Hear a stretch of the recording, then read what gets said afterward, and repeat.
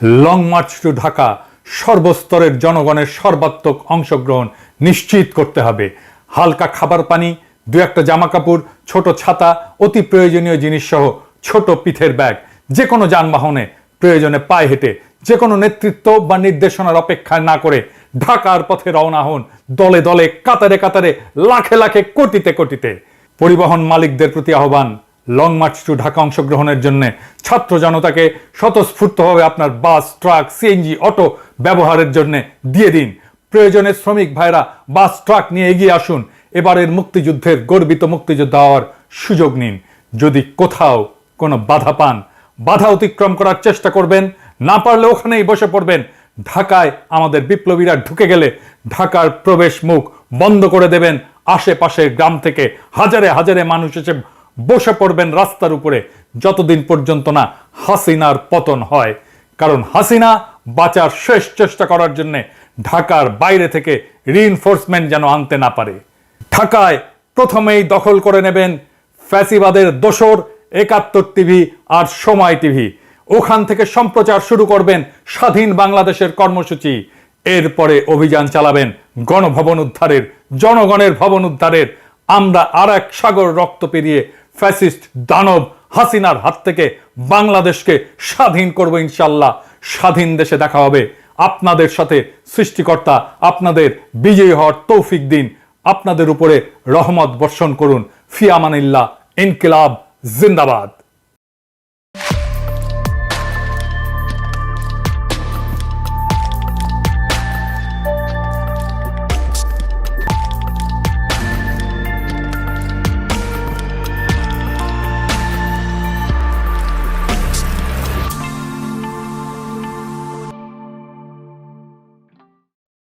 এইটা আমি বলছিলাম ৪ আগস্ট ২০২৪-এ, যখনও হাসিনা পলায়নি। দেখলেন তো, গণশত্রু সময় টিভি আছে, ৭১ টিভিও আছে।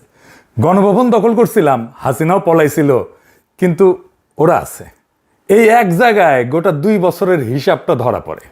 সময় টিভি আর ৭১ টিভি টিকে যাওয়াই প্রমাণ করে আমরা হাসিনাকে হটাইছি, কিন্তু হাসিনার শাসনকে, তার প্রতিষ্ঠানগুলোকে হটাইতে পারি নাই, সরাইতে পারি নাই। আজ হাসিনার পলায়নের ২য় বর্ষপূর্তি। আজ থেকে ঠিক ২ বছর আগে হাসিনা হেলিকপ্টার করে পলাইছিল। আর ২০১৮ সালের এই একই দিনে, এই হতভাগা ৫ই আগস্ট, হাসিনা তার পিছে ডিজিএফআই লাগাই দিছিল। এই হতভাগারে দেশ ছাড়তে হয়েছিল।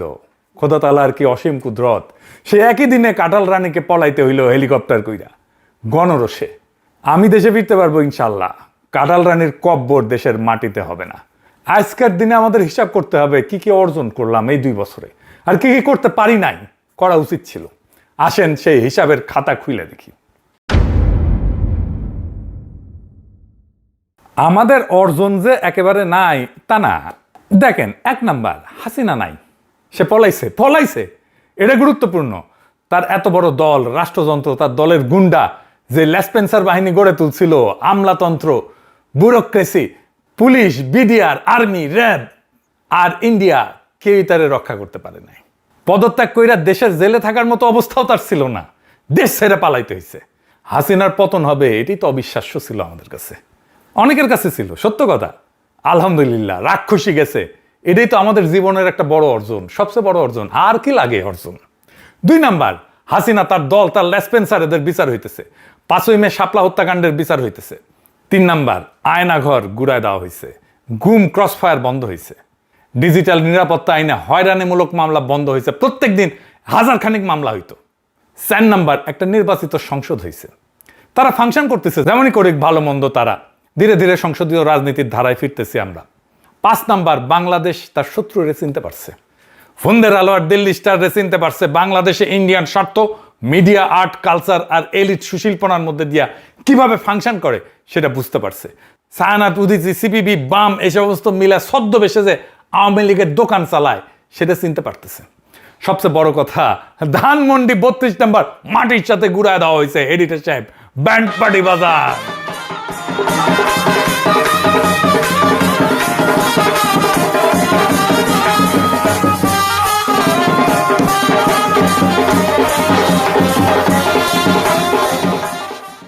এইবার হিসাবের অন্য পিঠ। দেশের সব সংকট চইলা যায় নাই, কিছু সংকট বাড়ছে। আর ব্যর্থতাগুলা তিনটা জায়গায়, আমাদের নিজেদের ভেতরে, জুলাইয়ের শক্তির ভেতরে, আমাদের কালচারে, আর ওদের প্রতিষ্ঠানে। জুলাইয়ের শক্তির ভেতরে ঐক্য নাই। আজ যখন এই ভিডিও রেকর্ড করতেছি তখন জাতীয়তাবাদী চাচ্ছু দল নানা জায়গায় শিবিরের উপরে ঝাঁপে পড়িছে। হ্যাঁ, চাচ্ছু দলের মিছিল দেখেন।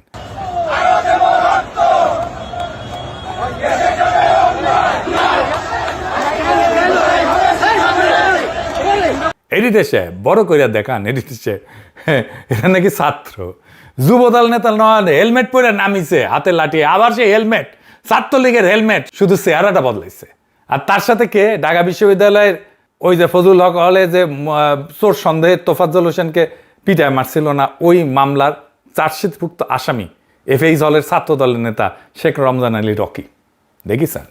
তাহলে তোফাজ্জলকে পিটায় মারছিল কারা দেখেছেন? হাসপাতালে যে হামলা করেছে, ঠিক জুলাই ছাত্রলীগ যেমন করেছিল।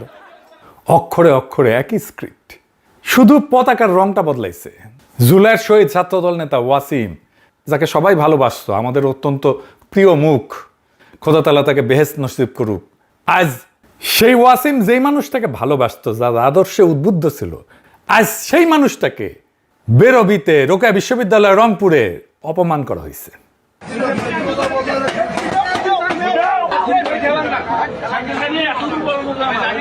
এরা তো আবার শাহবাগ কায়েম করতেছে, কারণ আওয়ামী লীগাররা আশ্রয় পাইছে বিএনপিতে, আশ্রয় দিছে আনুষ্ঠানিকভাবে।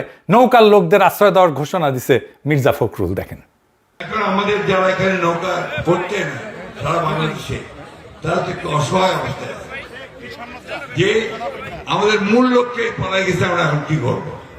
তো সেই জায়গায় আমি আপনাদেরকে এইটুকু আশ্বাস দিতে পারি যে আপনাকে হতাশ হবেন না, ধানের শীষ আপনাদের পাশে আছে, আমরা আপনাদের পাশে আছি। আমরা বেঁচে থাকতে আপনাদের গায়ে কেউ ফুলের টোকাও দিতে পারবে না। তারেক রহমান বলে আন্দোলনের সময় নাকি জামাত শিবিরে পাওয়া যায় নাই। হ্যাঁ, জামাত শিবির কয় নাই, বলছে গুপ্ত। শোনেন, আজকে অনেকেই দাবি করে, কারো নাম আমি উল্লেখ করতে চাই না, যাদেরকে একটি শব্দ, গুপ্ত একটা শব্দ ব্যবহার করলেই মানুষ, সাধারণ মানুষও তাদেরকে চিনে, তারা কারা। এদেরকে কিন্তু আমরা অনেক খুঁজেছি, তাদেরকে আমরা পাইনি, আমি পাইনি দূরে থেকে। আপনারা কি কেউ পেয়েছিলেন রাজপথে তাদেরকে কিন্তু রাজপথে আমরা দেখিনি। 17 বছর বিভিন্ন জায়গায় আমরা তাদেরকে দেখিনি। শুনিছেন তো? তারেক রহমান এই মিছিলটা কারা করেছিল দেখেন।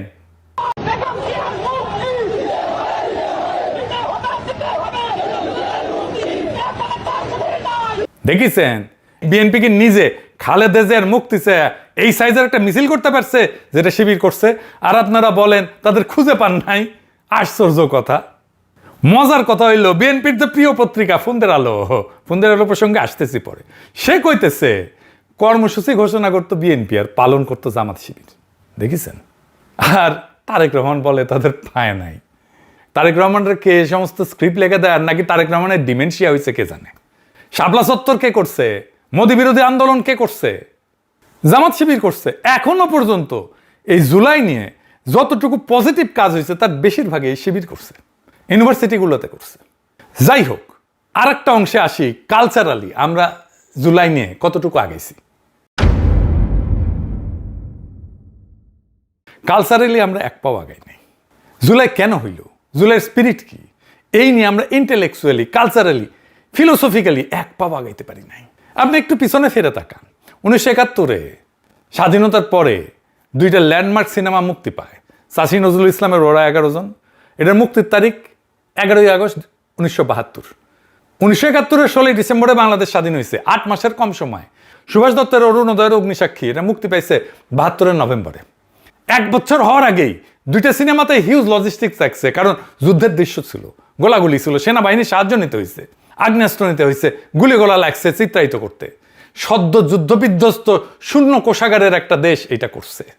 আর আমরা 2 বছর জুলাই নিয়ে একটা ল্যান্ডমার্ক সিনেমা দাঁড় করাইতে পারলাম না। যদিও 1.5 বছর ধরে ইউনূস সরকারের সাংস্কৃতিক উপদেষ্টা ছিল একজন ডাকসাহিত্যে চলচ্চিত্র নির্মাতা। এই হতেছে আমাদের কালচারাল অ্যাসেট বানানোর হিম্মত। আর এই জন্যই আওয়ামী লীগ জুলাইকে আক্রমণ করার, জুলাইয়ের শক্তিকে আক্রমণ করার সাহস পায়। যেই ঘটনার নিজস্ব স্মৃতি নাই, কালেকটিভ মেমোরি নাই, নিজস্ব ছবি নাই, নিজস্ব বয়ান নাই, তার বয়ান শত্রু লিখে দিবে। তাই হইতেছে, তাই হবে। আর যারা লিখতে পারতো, যারা এটা করতে পারতো, তাদেরকে কাছেই ঘিরতে দেয় নাই, আমারে তো দেশেই যাইতে দেয় নাই। এখন গর্ত থেকে বাইর হইতেছে 111-এর কারিগরেরা, আস্তে আস্তে গর্ত থেকে বাইর হইতেছে। এই যে হোসেনি জিল্লুর মাদার আওয়ামী ফ্যাসিবাদকে ক্ষমতায় আনিছিল 111 কইরা। 111-এর সবচেয়ে ক্ষমতাবান উপদেষ্টা ছিল। এখন বাক্য যার ইচ্ছে, ইউনূস সরকার নাকি ক্ষমতার লোভ তৈরি করে দিয়ে গেছে ছাত্রদের। হ্যাঁ, এই মতি জিল্লুর গংরা ভাবে জান দিবে তরুণেরা, দরিদ্ররা, মাদ্রাসা ছাত্ররা মজা লুটবে ক্ষমতার তারা। এই একই অপরাধে প্রথম আলোর ভূমিকাও বিশাল। আমি হাসিচ্ছি, ব্যাপক অপপ্রচার চালায় ইন্ডিয়া অনুসারী সংবাদ মাধ্যমগুলা 2007-এ 111 করছিল, পটভূমি তৈরি করে দিছিল 111-এর বয়ান তৈরি করে দিছিল, 111-এর সরকারও ছিল তারা। আজ তারা সবাই মিলে ষড়যন্ত্রের নতুন জাল বিস্তার করতেছে। এই ধরিবাজ হোসেন জিল্লুর 2025 সালে সিআইএর নামে প্রতারণাকারী রাষ্ট্রদ্রোহী মামলায় আটক মাসুদ করিম চক্রের সাথে মিলা অন্তর্বর্তীকালীন সরকারের সময় জেনারেল ওয়াকারের উস্কানিতে কুকইরা নতুন একটা তত্ত্বাবধায়ক সরকার বানানোর ষড়যন্ত্রে লিপ্ত ছিল। প্রফেসর ইউনূসের সরকারে ঢুকতে না পাইরা এই শেয়ালের খাইশ হয়েছিল ক্ষমতার মসনদে বসার। হারাম জাদারে যেখানে পাবেন হাড্ডি গুড়া করে দেবেন, একেবারে গুড়া গুড়া করে দেবেন। এই বুড়া যেন এই বুড়াকালে মাজার হাড্ডি ভাঙার জন্য হাগামতা যেন করতে না পারে। এই গণশত্রুর চিনা রাখেন এডিটর সাহেব, এর সিল মেরে দেন, গণশত্রু আর জাউরা সিল মেরে দেন। এবার আসেন ফুন্দের আলোর শয়তানি দেখি। এই ফুন্দের আলো কয়দিন আগে আয়নাঘরের কথিত বন্দিশালা কইছে। কি সাহস দেখেন! এরা জুলাই আন্দোলনটা জঙ্গির আক্রমণ মানায় দেবে ভুল কইরা, তারপর জনতার তীব্র প্রতিক্রিয়া টের পেয়ে বিন্দু মাত্র ব্যাখ্যা ছাড়া নীরব মুছে ফেলে। ঠিক যেমন ভুলবশত মেজর জাহিদের মতো বহু নিরীহ মানুষকে জঙ্গি তকমা দিয়ে দুনিয়া থেকে মুছে ফেলার খেলায় শরিক হয়েছিল। কি হয়েছিল মেজর জাহিদের জানেন? তারিখ ধরে ধরে বলি, মন দিয়া শোনেন। সেপ্টেম্বর 2016 মেজর জাহিদকে জঙ্গি সাজায় হাত করা পড়া অবস্থায় 16টা গুলি করা হয়। আর 2017 জানুয়ারিতে হাসিনা তার স্ত্রীকে জেলে পাঠায়। তখন ওনার 2 মেয়ে, বড় মেয়ের বয়স 7 আর ছোটটার বয়স 1 বছর মাত্র। আহারে, ছোট মেয়েটা মায়ের সাথে জেলে বড় হইতে থাকে, দুধের বাচ্চারে জেলে পাঠাইছে বাবারে মাইরে ফেলা। বড় মেয়ে মামার বাসায় বড় হইতে থাকে, জেলে মাকে দেখতে গেলে কান্ত মা বাচ্চাটা শুধু। 3 বছর পরে মিসেস জাহিদ জামিন পায়। জামিনের 6 মাসের মধ্যে ডিবি অফিসে তারে আবার ডাকা হয়। সেখানে আমেনা মহসিন এবং আরেকজন প্রভাষক ছিল ইন্টারন্যাশনাল রিলেশনের, নামটা জোগাড় করতেছি, তারে নানা রকম প্রশ্ন করে মিসেস জাহিদকে, আপনার কখন থেকে এই পরিবর্তন, কখন থেকে হিজাব পড়েন, আপনার হাজবেন্ড কি আগে থেকে এমন ছিল? স্বামীকে হাত করা পড়ায় মিথ্যা অপবাদে 16টা গুলি করছে, আর তার বিধবাকে এখন জেরা করতেছে সে হিজাব পড়ে কেন। এর কিছুদিন পর হঠাৎ করে আদালতে হিয়ারিং হয়, জামিন বাতিল হয়ে যায়। জামিন বাতিলের খবর শুনে ওনার মা অসুস্থ হয়ে পড়ে, মিসেস জাহিদের মা। বছর খানিকের মধ্যে মিসেস জাহিদকে আবার জেলে পাঠানো হয়। 2022-এ উনি যখন জেলে, তখন ওনার মা মারা যায়। জেলে থাকার কারণে শেষবারের মতো দেখতে যেতে পারেননি। আর মেজর জাহিদের বাবা মাও ছেলের শোকে মারা গেছেন, ছেলে খুন হওয়ার কিছুদিনের মধ্যেই। হাসিনা আমলে কত কষ্ট, এত যন্ত্রণার মধ্যে দিয়ে একটা পরিবার জীবনযাপন করছে। সবকিছু শেষ হয়ে গেছে এই পরিবারের। এডিটর সাহেব, এই ছবিটা একটু বড় করে দেখান, বড় মেকআপ করলে নিয়া মেজর জাহিদের ছবি। আমরা মনে করি আমরা অনেক ত্যাগ করেছি। এই পরিবারের কষ্ট যন্ত্রণা ত্যাগের কাছে আমাদের লড়াই কিছু না। মিথ্যা পদে হত্যা করা হয়েছিল, এখন মেজর জাহিদকে মরণোত্তর ব্রিগেডিয়ার জেনারেল করা হয়েছে, আলহামদুলিল্লাহ। মেজর জাহিদ মরে গিয়ে বাইসে গেছেন। কি পরিমাণে পারিবারিক, সামাজিক, মানসিকভাবে লাঞ্ছিত হয়েছে এই পরিবারটা। এমন একটা সুখের সংসার সারখার করে দিছে হাসিনা। আর হাসিনার এই জুলুমের বয়ান উৎপাদন করে দিয়েছে ফুন্দের আলো, দিল্লি স্টার। দিল্লি স্টার কি শিরোনাম করছিল দেখেন জাহিদকে নিয়া? এই 2 অভিশপ্ত মিডিয়া মেজর জাহিদের খুনের বৈধতা উৎপাদন করছে। ফুন্দের আলো, দিল্লি স্টার, এদের ক্ষমা নাই। ব্রিগেডিয়ার জাহিদকে সৃষ্টিকর্তা শহীদ হিসাবে কবুল করুন। কিন্তু এদের কিছু হয় নাই, ফুন্দের আলো, দিল্লি স্টারে কিছু হয় নাই। কোনো স্বীকারোক্তি নাই, কোনো গ্লানি নাই, কোনো অনুশোচনা নাই। এই মিডিয়া সন্ত্রাসের বরপুত্রদের কোথাও জবাবদিহি করতে হয় না। তাদের স্বাধীনতা অলঙ্ঘনীয়, পুত পবিত্র। আর এখন তারা ভিকটিম সাজছে। পুড়ে যাওয়া ফুন্দের আলো, দিল্লি স্টার দেখায় দৈনিক নাগাসাকি, হিরোশিমা নাকি হয়েছে ওইটা দেখায় সবাইকে, আমরা ভিকটিম, আমাদের মারিছে। আয়নাঘরের মতো নৃশংস গোপন বন্দিশালার অস্তিত্ব প্রথমে অস্বীকারের চেষ্টা করছে, তারপর আবার ইনভার্টেড কমার মধ্যে রেখে মিথ্যা ছাপাই দিছে। এই খেলা চলছে 24 ঘন্টা। আসলে এই 24 ঘন্টা ধরে আমরা মাপছে আমাদের সহ্য শক্তি কতটা হজম করতে পারি। এইবার 24 ঘন্টার পরীক্ষা নিছে। ভাইবা দেখেন ভবিষ্যতে এই পরীক্ষার সময়সীমা কত দীর্ঘ হইতে পারে। কেউ তো ভাবতেছেন এই মতি মাহফুজ তো বুড়া একদম কয়দিন পরে জয় বাংলা হয়ে যাবে, এই কুকুরটি আর কয়দিন চালাবে, দিন বদলাইবে না। ওরা যে কালচারাল ইনস্টিটিউট গড়ে তুলছে তাতে সবাই একটা ছোট ছোট মতি মাহফুজ। কেউ কেউ হয়তো সঠতায় মতি মাহফুজকে হার মানাবে। যে তীব্র ঘৃণার বিদ্বেষ থেকে ওরা কথিত শব্দটা উচ্চারণ করে তা ওদের মজ্জাগত, ওদের মনের মধ্যে গভীরভাবে প্রতীত আছে। এইটাই পার্ট অফ ৭১-এর চেতনা। আমার দেশ যদি এরকম ভুল করতো, হাতে পায়ে ধরে মাপ চাইলেও আমার দেশের অস্তিত্ব থাকতো না। মাহমুদুর রহমানকে এতক্ষণে ভার্চুয়াল লিঞ্চিং করে দেওয়া হইতো। আর মতি মাহফুজের এই কথিত দুঃখ প্রকাশের যে নির্লজ্জ ভাওতাবাজি, তা জাইঙ্গাও জাতি কৃতার্থ। আর এই ফন্দের আলো দিল্লি স্টারকে পাবলিক সোটা লাল করে দিলে নাকি লজ্জায় আমাদের মাথায় হেঁট হয়ে যায়। কথা শুনতে হয় খলিলুর রহমানের কাছ থেকে। খলিলুর রহমান আবার নিজে কয় না, তারা এবার শিখাই দিছে পশ্চিমারা। শুনেন, আবার ওটা নাকি স্বাধীন গণমাধ্যম। প্রথম আলো এবং ডেইলি স্টারের উপরে আক্রমণ, এই ধরনের আক্রমণ আমরা আগে দেখিনি। এটা ছিল স্বাধীন গণমাধ্যমের ওপর একটা আক্রমণ। আমাদের যে লজ্জা পাইতে হবে সেটা আবার পশ্চিমারা শিখাই দিছে খলিল।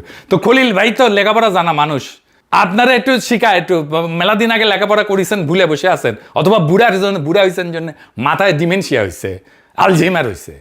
আপনার জায়গায় আমি থাকলে পশ্চিমাদের কি কইতাম সেটা শুনে রাখেন। পশ্চিমা তাদের কূটনীতিক এনজিওরা এসে যখন বাক স্বাধীনতা, মত প্রকাশের স্বাধীনতা, সংবাদপত্রের স্বাধীনতা নিয়ে লেকচার মারায়, আমরা তখন তাদের নিজেদের বানানো আইনটা কোনোদিন মনে করাই দিতে পারি নাই।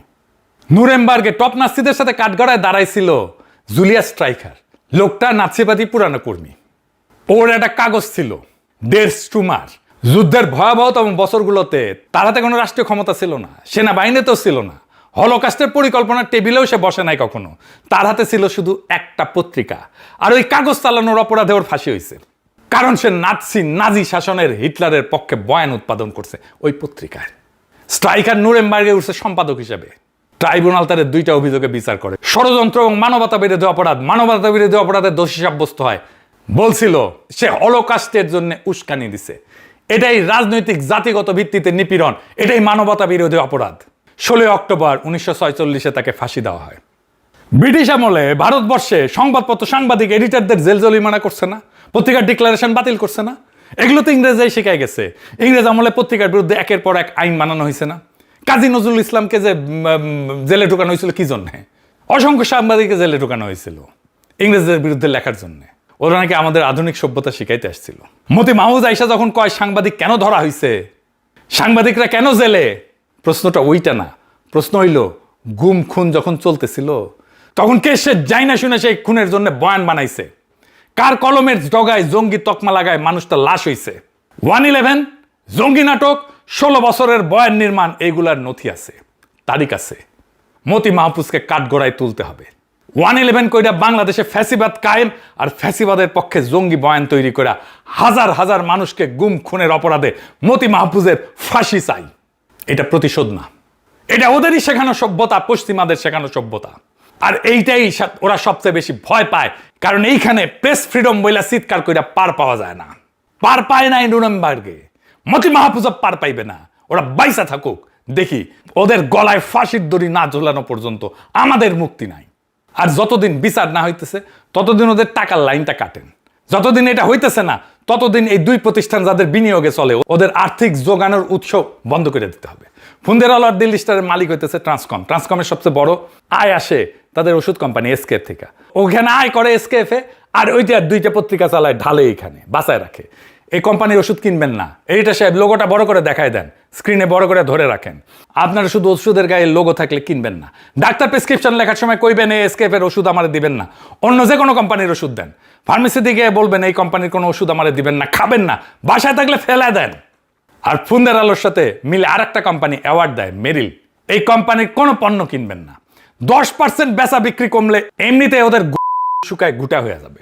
এই 2 বছরের খাতায় হাসিনা পলাইছে, বিচার শুরু হয়েছে, আয়নাঘর ভাঙছে, 32 নাম্বার ভাঙছে, একটা নির্বাচিত সংসদ বসছে। এগুলো ছোট জিনিস না, এগুলো এক জীবনের অর্জন।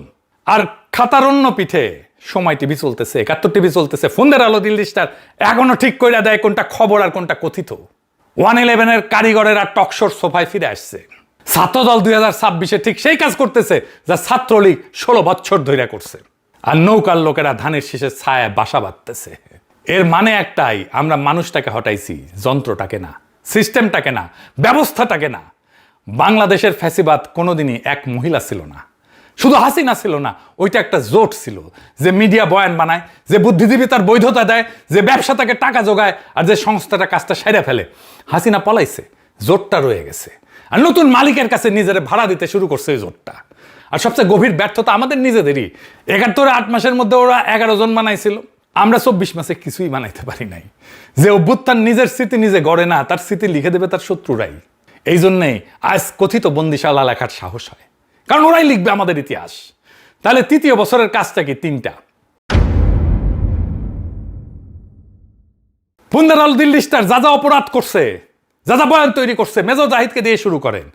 আবেগ দিয়ে বিচার হয় না, নথি দিয়ে বিচার হয়, এইটা দিয়ে তাকে বিচারের কাঠ গড়ায় আমরা দাঁড়াই, বিচারের কাঠ গড়াটা যেন খালি না থাকে।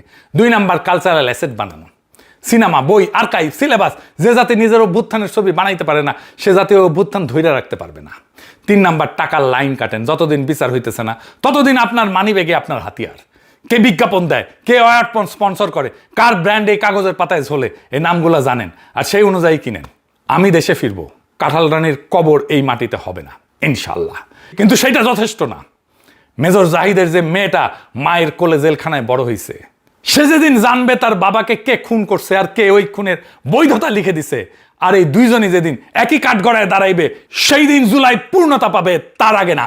ইনকিলাব জিন্দাবাদ, আজাদি জিন্দাবাদ।